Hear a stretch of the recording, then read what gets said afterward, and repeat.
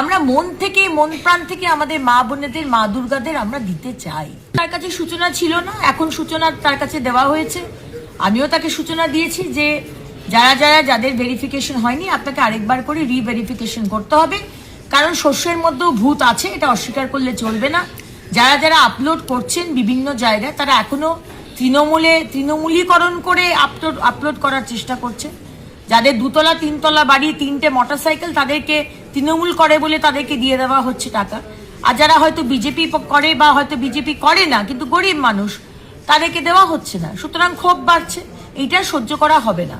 পরিষ্কারভাবে ঠিকভাবে ভেরিফাই করে নামগুলো তুলে দিন। যে যোগ্য নয় সে পাবে না, কিন্তু যদি দেখি যে যোগ্য অথচ আপনারা নাম কেটেছেন, আপনাদের কিন্তু ছেড়ে কথা আমরা বলবো না।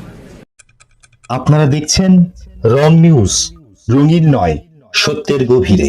সাহিত্য থেকে রাজনীতি, খেলা থেকে বিনোদন, আপনার পছন্দের খবর।